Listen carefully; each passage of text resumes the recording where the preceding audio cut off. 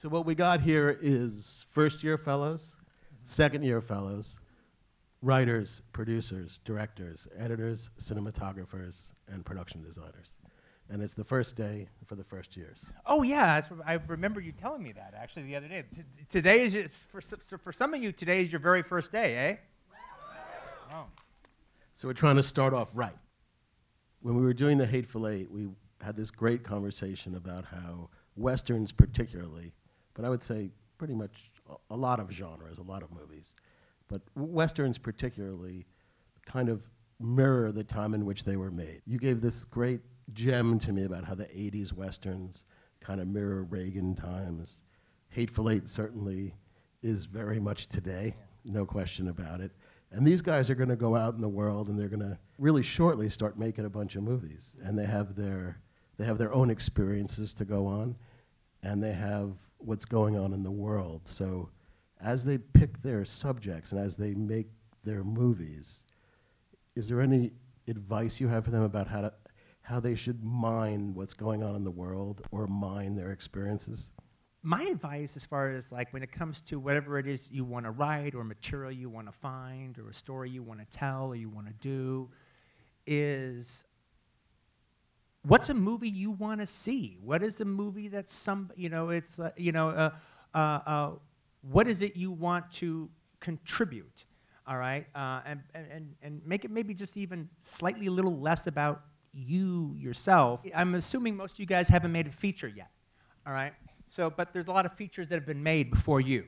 There's a whole lot of movies you could see, a whole lot of movies you could watch without you. What's the movie that we have never seen because you haven't made it? And make that movie. Make the movie that it's the reason why you're going to be doing it. All right?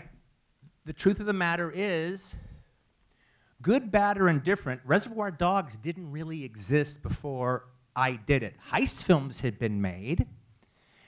And, you know, there's a whole story about this Hong Kong movie, City on Fire. If you've ever seen City on Fire, it's very, very different from my movie. The section that they say I took, I did take from it, all right? Absolutely, I took from it, all right?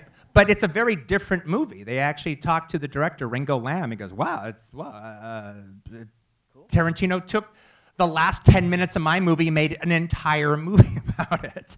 Well, that's a fucking different movie. That's very, very different. But the point being, though, is what I had to say and my kind of idea of crime films and my idea of dialogue, you know, there was Barry Levinson and Tin Men, and there was Goodfellas, and there was all kinds, there's the David Mamet stuff, all that stuff existed.